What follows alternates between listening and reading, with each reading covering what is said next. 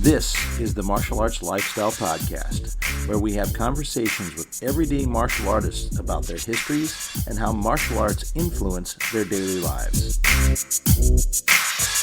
You are listening to the abbreviated version of this podcast, which is the first 20 minutes or so of the show. Please consider supporting the show by subscribing on our Patreon page, www.patreon.com/MALMAG, and for about the price of one coffee shop coffee per month, you can get access to 4 new podcasts each month, 1 week before their YouTube release dates. You also have access to all of our existing shows, which at this point is about 100 hours of shows for you to enjoy. Individual shows can be purchased at our Gumroad page. That is malmag.gumroad.com. If you're looking for some sticks for FMA, some cool t-shirts, or even a course on Dos Manos, have a stop by martialartslifestylemagazine.com and click on the store tab or on the courses tab for that course. This week I connect to Seattle again on Zoom, and we have part 2 of our conversation with Ryan Teal. Ryan catches us up on what he's up to lately, which includes promoting the Cambodian martial arts. Sit back and enjoy.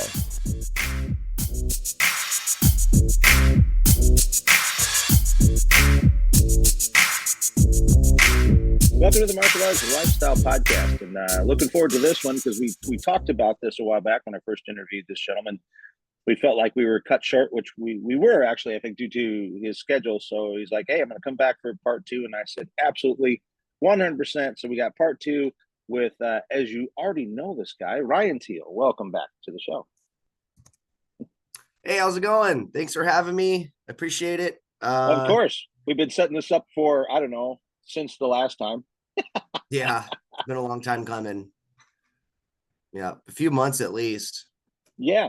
I didn't, it's funny. I didn't actually look back to when it was, but either way, this was in the works. And I think we even said kind of at the end of your last one that we were going to do this. So here we are again. Yep. I'm one. All right. Well, tell us, I guess, tell us what's new with you. Since the last time we talked, we know your background. We got into how you got into everything before. So let's, I guess we should talk about what's new with you and some of the other things that you might have wanted to talk about. If you can even remember what they were. Let's see. I mean, I know, right? Jeez. I think, what was it? We left off. Well, I'll just start off with what I've been doing lately. I've been, as you know, at the clinic, still helping out there with administering the PT exercises. Some of you guys maybe know, but I work with chiropractors and physical therapists in downtown Seattle here, people with chronic pain or acute pain, and I help administer the rehab exercises. And kind of like older martial art people, some of them may be suffering from chronic pain from the things that we do. Yeah, 100%. Yeah, actually, I see quite a bit of students will come by there and help them out with their pain and stuff. Most of the time, it's something acute that happens on the mat. Usually, when training, like they get how it goes with Thai boxing and impact sports. That you just keep punching, and you're not really well versed on how to take care of yourself and ideas and concepts of periodization, and so you just end up overusing something and then you injure it, and you're like, gosh, why is it gets like a cranky shoulder, and then the cranky shoulder turns into something more acute. And so we see quite a lot of that, just like overuse injuries and stuff like that, or chronic low back pain. That's a huge one we see quite a bit. Yeah, that is definitely a plague of modern society. I started getting that in my very early, I should say late 20s, early 30s. I'm trying to think what age it was that I landed here in California after college. So I think it was right around 30. And that's when I had a first back disc herniation. What's funny is within a year and a half to 2 of actually starting to work in my career, which involved a lot of sitting. And I didn't even think of that being a cause to it because I was very physically active before. And then within, I'd say like a year and a half or so of, yeah, starting work where I'm pretty much sitting all day, which was probably the first time in my life of doing that. I mean, I had jobs, obviously, and I was in school, but in school, at best, you're sitting 45 minutes to an hour plus, then you're up and walking Yeah. again, right? And then, yeah, so, and I can't think that any of the jobs I had had before involved me constantly sitting. So this was probably the first job I'd ever had that was constantly sitting for lots of hours in the day. And within a year and a half of it, yeah, I'd herniated a disc in my back. And it's one of those things where there was no physical movement that um, made me go, that's where that happened. It was just weird. I was one day got up, went for a jog. The stride felt really weird. And I Yeah. thought, that's interesting. And it felt like I'd done something to my leg. And so, I took some Advil or whatever. Within a couple of days, it wasn't clearing up. So I called doctor and they're like, okay, they made an appointment on a Mhm. Friday. I went in. They're like, we think you've done something to your back. And I'm like, my back doesn't hurt. My leg Yeah. feels weird. And Yeah. they're like, no, we think you've done something to your back. We'll schedule an x-ray for Monday.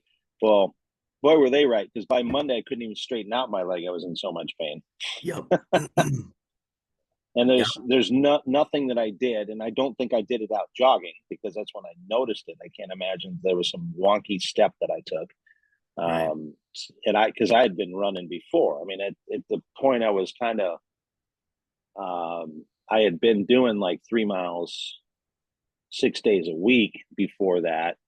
I'd cut back a little bit, yeah, but I mean, I was still running a couple of times a week. So it wasn't like, I don't think there was any injury based on that. But now that I know all the sitting,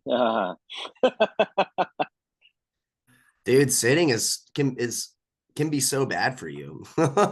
yeah, yeah, And other people, it's interesting too, because other people that have back issues, like sometimes it's like the opposite way, like facet syndrome, or like people that are extension intolerant, they actually they're gonna want to sit in more of a slump to help alleviate some of that right, pressure and that pain. But yeah, a lot of times, like you're talking about, dude, people are sitting and then they end up causing themselves some real heartache. And it usually is for people that have an acute instance. It's like they'll sit for a while. They're sitting, like you said, you're sitting in your jaw, you're sitting at the desk, and you're studying, or you're doing work, going through the inbox or whatever. And a few hours go by, you're in your work, and you get up to go do something, move quickly, or just do something kind of quick, in a without really thinking about how you're navigating space, and you end up tweaking something. Or it could be just you go to lift up something heavy and your posture is not right, and then you blow a disc out. And so yeah. yeah, it's not always just the one instance. It's like that was the final straw. You know That what I was the mean? final straw. Yeah, Yeah. exactly. So that's a bummer you're dealing with. Are you still doing your rehab exercises to help Oh, hell combat yeah, some of the yeah. And I mean, sciatica? And oh yeah, I mean, I've re had one happen. So that was the first time, 2000, right? Was the first one. Then I had it 2006 and then 2012. So like every wow. 6 years, it would seem to happen. 2012 was the worst because when it happened, I don't think I unfortunately paid enough attention to the initial, went to class and took some falls in CLAT class that I probably shouldn't have done. Oh And no. yeah, that came out really bad. Yeah, so my left leg is weaker than my right. Um, I still work with that, and what I try to do is like just even sneak it in. Like anytime we're doing, say like Kubika Wrong or something like that with the white crew, I'm Yep. going to make sure that I'm always pushing up on that left leg to like, yeah. And there are moves that I have to push up with that leg. I'm like, oh boy, Yep. it's a little bit more work. And it's one of those funny things that, I tell people that and they hold for my left leg round kick. They go, you're telling me that's weak? And I'm like, hold for my right. And Hmm. they go, oh, okay. I said, it's weaker, not weak. Weaker. You I forgot the said, it's ER part. weaker. Yeah. It's like, look, if I had your body weight, I would lift myself on that leg, no problem. But I've got my body weight. I'm a big guy. Yep. So it's noticeable.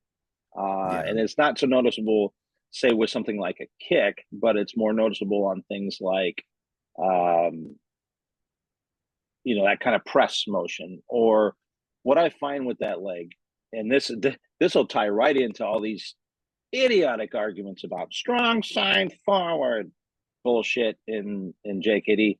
I put the left forward because that leg will like to shut off for a 16th of a second every once in a while. There'll just be this, everything turns off.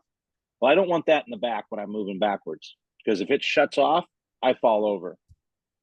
Right. Where if it's in the front and I'm just pushing to move backwards, it's not going to shut off and knock me down. Yeah.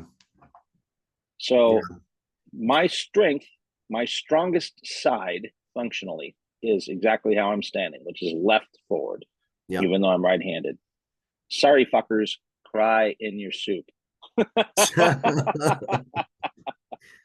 Yeah, it's so dogmatic. It's so funny to me that people say train scientifically, and then they're out there saying like they're just basically, people are explaining why they are taking their training in a particular approach, and they're like, oh, well, that's not the way it was intended by the founder. And it's like, you literally are sounding like so contradictory to the philosophy of JKD. It's so silly to me that they're running away with, they're just trying to sit there and pigeonhole people and go, oh, you know, like you need to be able to perform the JKD the way Bruce intended it, and you're just basically scapegoating, and it's a kind of a mess, really.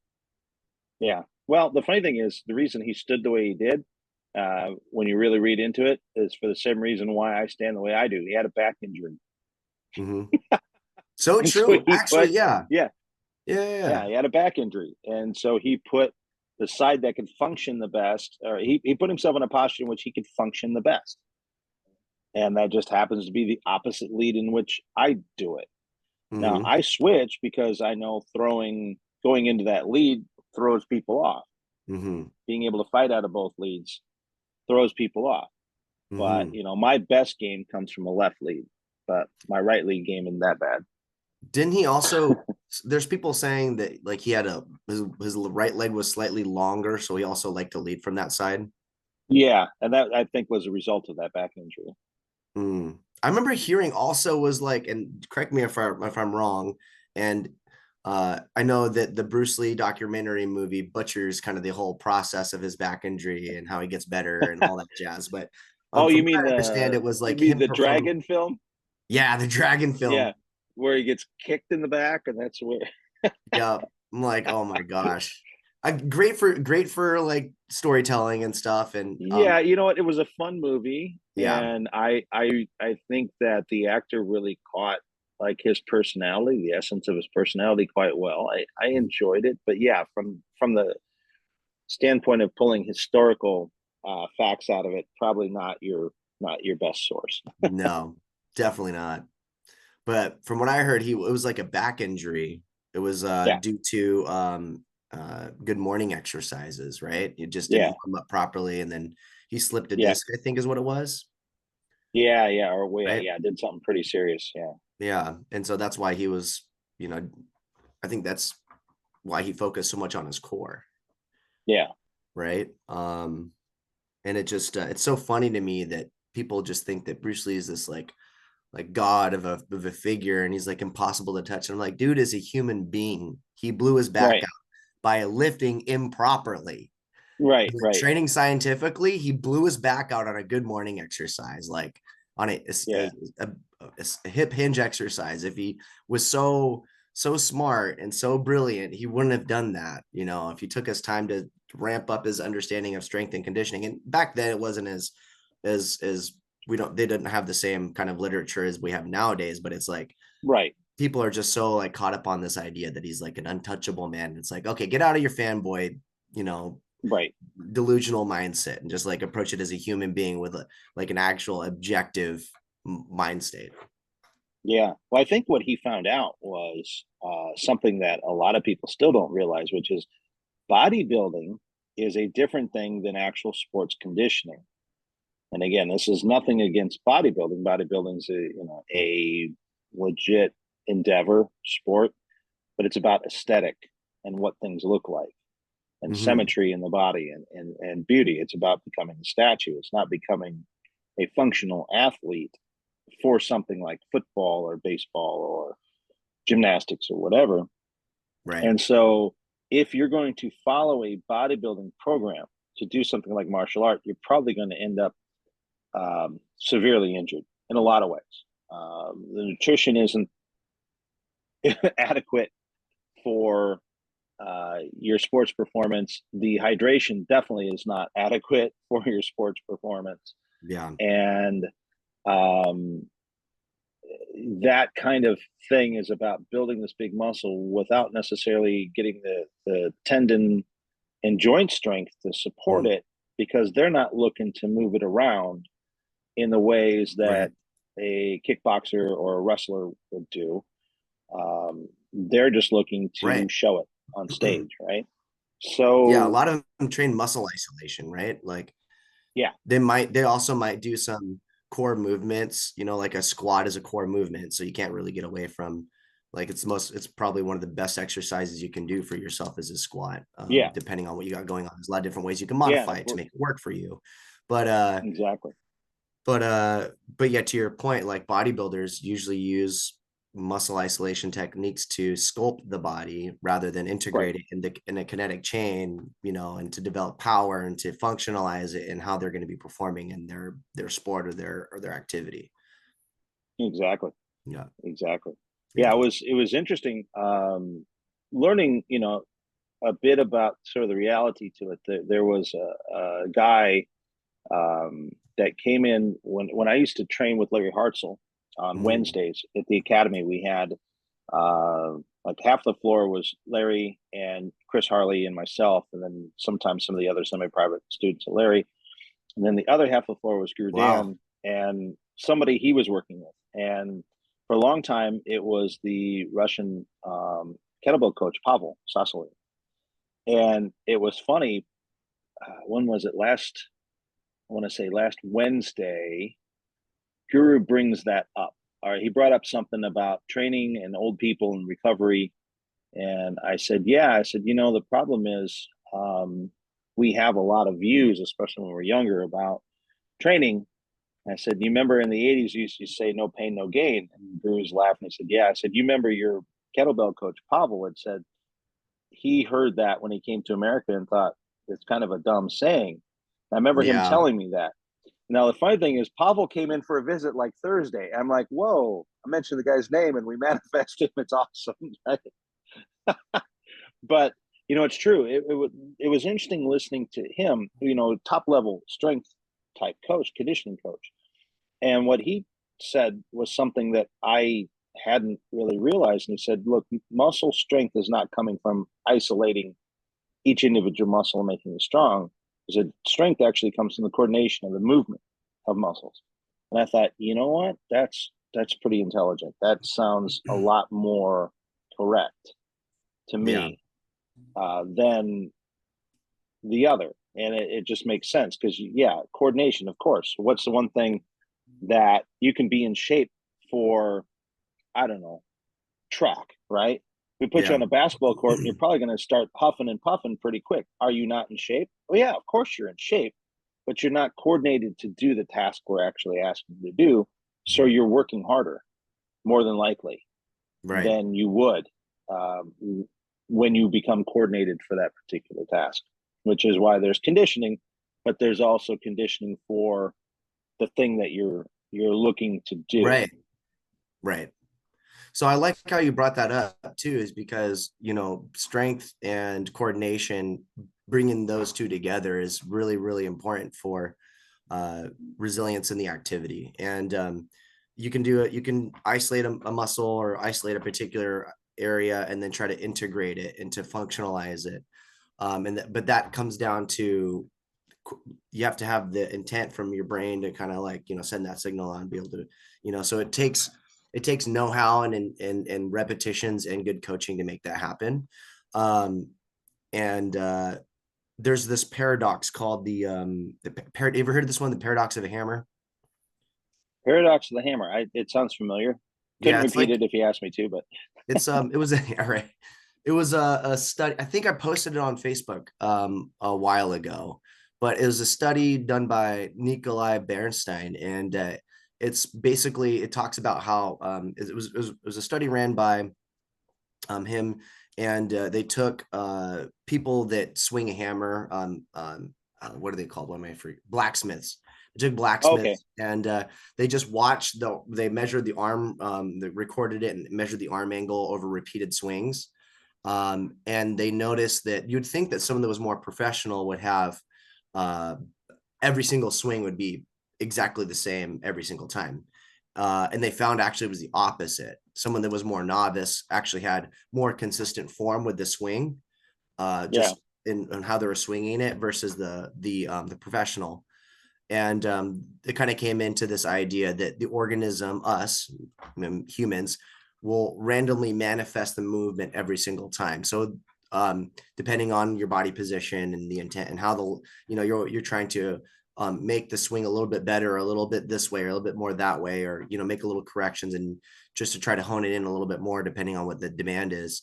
And if you think about it, that kind of makes sense with martial art. Like when you're doing a spar, you're in timing with someone, and it's the movement is you're trying to adjust to their rhythm and adjust to the Hmm. distance and let the tool do its job. But you won't ever find yourself in the same place with the same angle at the same rhythm every single time. You're always trying to adjust Right. it to get something close to that, versus someone that's kind of stuck in just like a robot mode. And so it kind of like gets back to the whole idea that Bruce was talking about, the living creature, human man, is more important than any style or system that's crystallized, right? So you're supposed to be able to operate freely, And this concludes the abbreviated version of the podcast. Please consider supporting the program by going to www.patreon.com/MALMAG and subscribing to the show. You can also purchase this individual episode or any individual episode at our Gumroad page. That's malmag.gumroad.com. Thank you for listening to this episode with Ryan Teal. Coming up next week, I connect to New York again, and I talk to Gerald Mark Soto. Our Malmag online store at martialartslifestylemagazine.com has a full selection of Timmy B's brand sticks for FMA and Krabiker Bong. Timmy B's brand now selling in Japan as well. Beautiful Timmy B's brand shirts and Dos Manos shirts are available, with new t-shirt designs and more products coming soon. An online course in the Dos Manos method for FMA is available under the Courses tab. More courses coming soon. Check out the Places to Train tab to find schools near you, and click on the events calendar page to see what seminars and events are happening all around the world. And of course, visit our main page for articles on the martial arts. Music by Jack Al Relic. Martial Arts Lifestyle Magazine and the Martial Arts Lifestyle Podcast are trademarked and copyrighted by TNT LLC.